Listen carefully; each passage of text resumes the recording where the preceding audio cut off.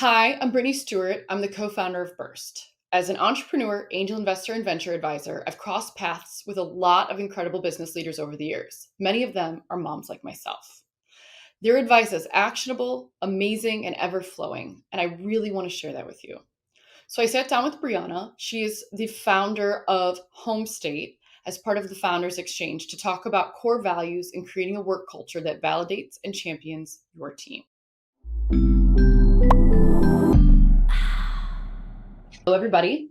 I am here with my friend, Briana Valdez. She is the founder of Homestate. And we are going to talk to her today a little bit about her journey as an entrepreneur, ask her some questions about herself as a person, and then talk through her self-care routine. So, Briana, welcome. Thank you, Brittany. Good to see you. So I think obviously I know your story, but I think it would be super helpful to share with everybody here a little bit about why did you start Homestate? I started Homestate in 2013 because I needed it to exist. I moved from Texas in 2000 to LA. And at that time, I could not find anything in the city that came close to the food I remembered eating back home.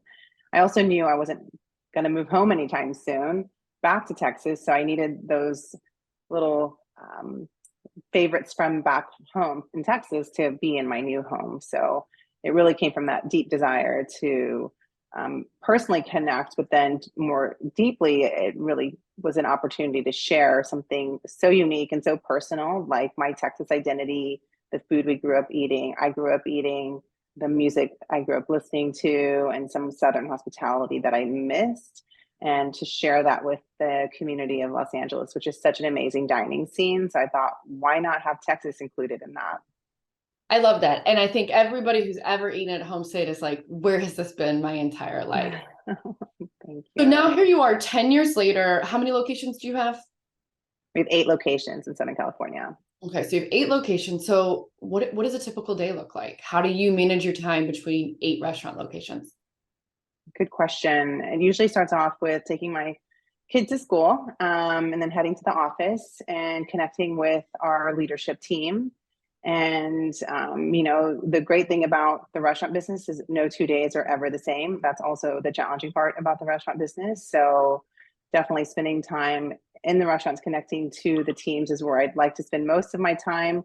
But because this is a business with 350 team members and we are in growth mode, there's always something new to tend to, a new challenge, really working alongside our team to figure out new pathways to evolve, adapt, grow, and make decisions that are really informed and collaborative. So meeting with a lot of my peers these days and trying to find best practices and ways to improve so that we can keep going. We're about to have our 10-year anniversary. So thinking about what's next and mapping out a strategy on how to get there is a lot of how I'm spending my days these days. I love it. So of all the things that you do in a day, if you had to like brag about yourself, what do you think you are particularly good at? Of all the things I'm good at, I think the thing that I'm best at is surrounding myself with great people who have shared values, tons of integrity, and drive to create something special that we can all work towards achieving together. So building teams is, I feel, what I'm best at. That's amazing. So then, okay, so your 8 locations, 10 years this year. What's next? Like, what's the big scary dream? The big scary dream is expanding to new markets, and where that will be, what states will we go to, what makes the most sense, what are the biggest dreams. I think going back to Texas is one of them, and taking home state to the home state. So that's something I've dreamt about for a long time and exploring that, but really about always staying really connected to the mission and double downing on how to keep what has been built to date as strong as ever and even stronger. So never losing our integrity along the way, and compromising what makes us unique. And so just figuring out how to do that when you are ever changing. How do you continue to stay true to what your initial goals were, the initial goals of the company, our mission, our vision, our core values, and how do we actually realize those in real life and day to day. So, Briana, I think that one of the things that we have in common is that our values are immovable as people. They are not for sale. So when we were building Burst, Hamish and I's North Star was our hygienist community.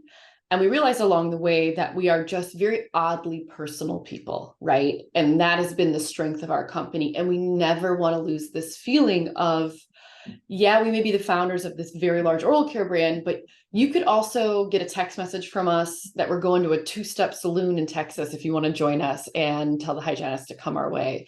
So these are things that we've fought tooth and nail to keep as the business continues to grow into places like Walmart and CVS. What do you think your immovable core values are as you continue to scale this to be one of like the most successful multi-location food brands in the country?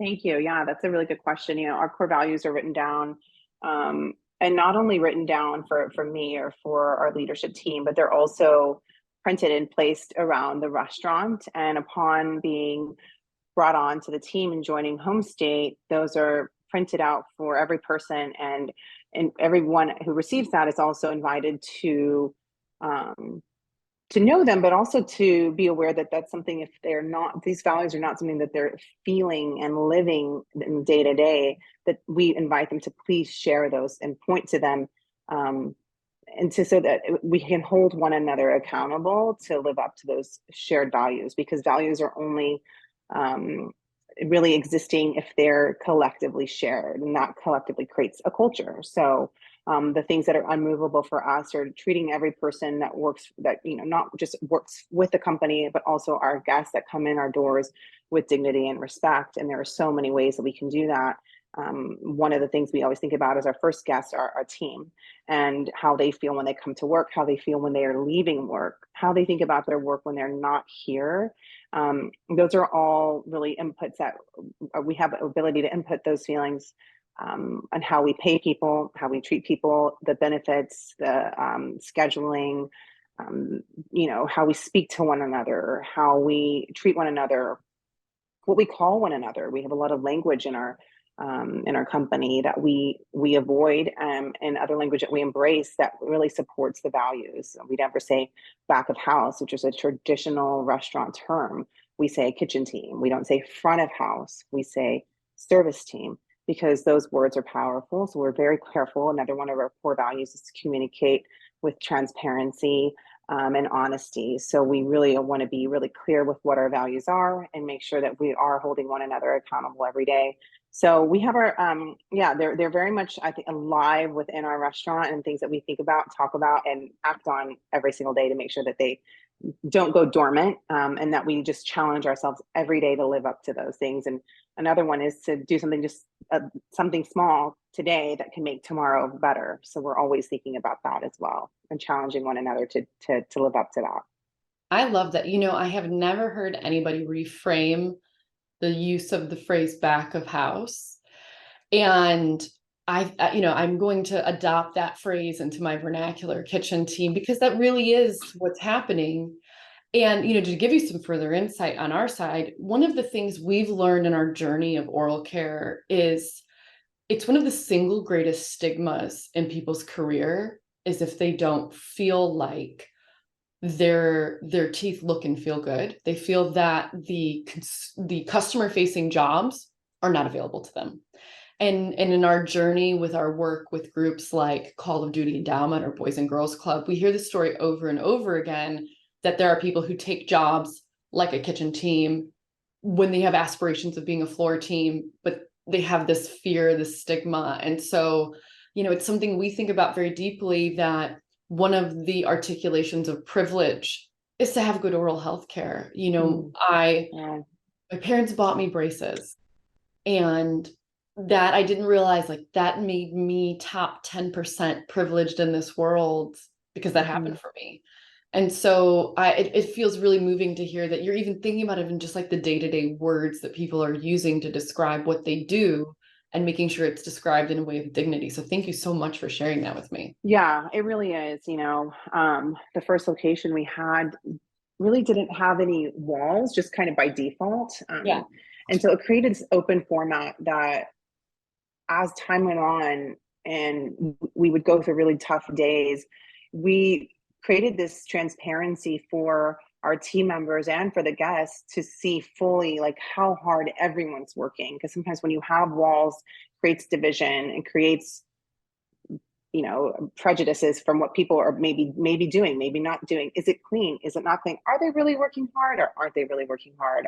Are they washing their hands or aren't they? You know, there's so many unknowns that can be hidden behind walls. And for people also to just not be seen or felt seen is can take a toll, I think, on how people see themselves as worthwhile. And to your point, Brittany, you know, people that don't even feel qualified to be guest facing because for whatever reason, color of your skin, color of your teeth, language. And so, you know, really when I went to design the second restaurant, I knew I wanted to have the same format without walls, because that division is something that, or lack of division rather, was something that created a real transparency and trust among our team first. And it really did transfer directly to the guest, because the guest could walk in, be waiting a little bit longer maybe for their food than they wanted to, but then also be able to like know that and see that we're working so hard and everybody's organized and everybody's clean and everybody's hustling. And so it just was amazing. So that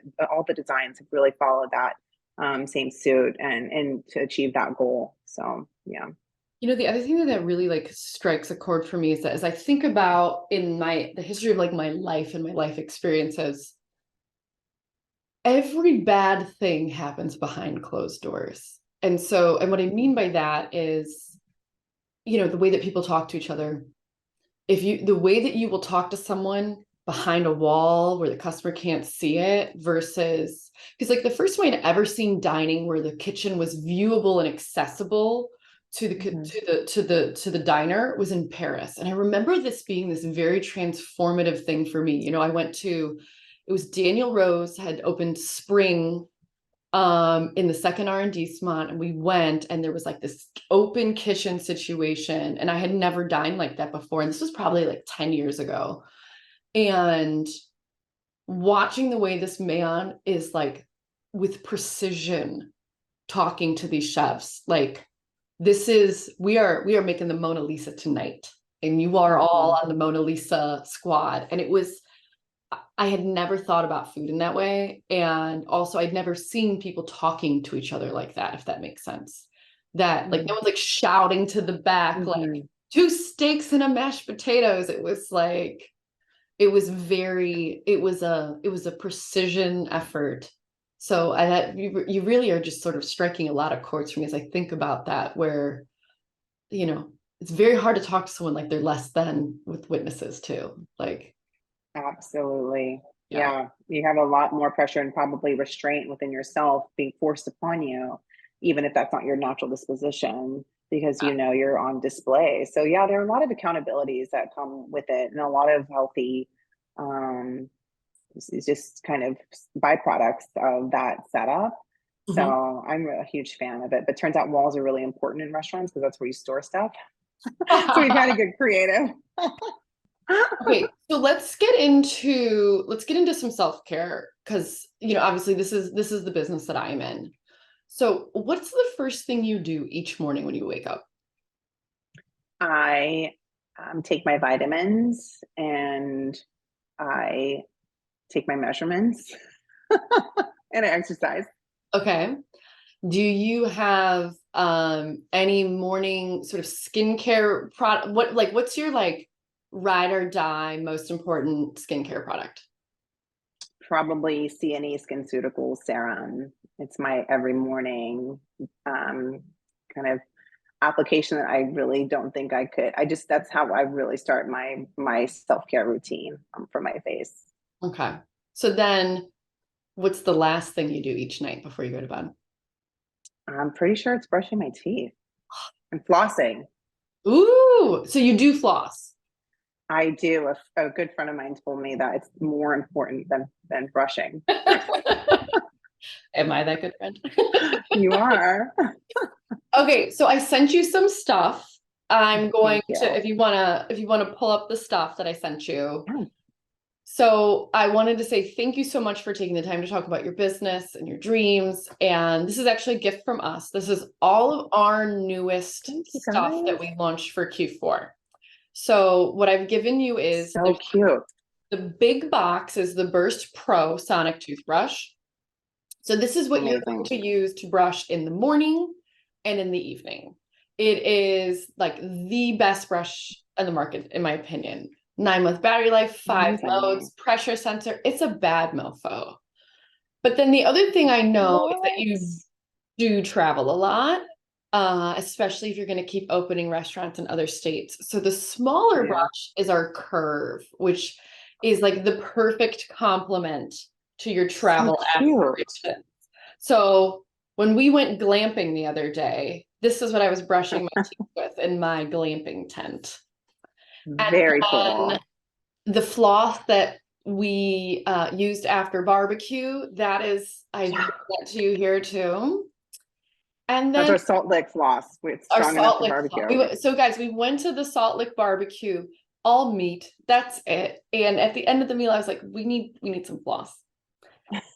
And then the last two is our charcoal paste and our whitening strips. And so these are just great for whitening. So the charcoal is a very gentle paste. So the big thing people worry about is abrasion with charcoal.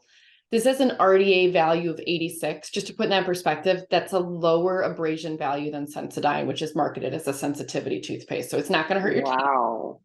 And then our Amazing. strips are perfect. Like you can wear them contiguously for a week. I just put them on when I'm doing my hair and makeup when I got somewhere to go. So I have a little zhuzh, which I did before this call as well. And Wow. so these Very are smart. gifts to you. So I hope you add Thank these to your you. morning routine, your evening routine. Oh, well, So, okay, exciting.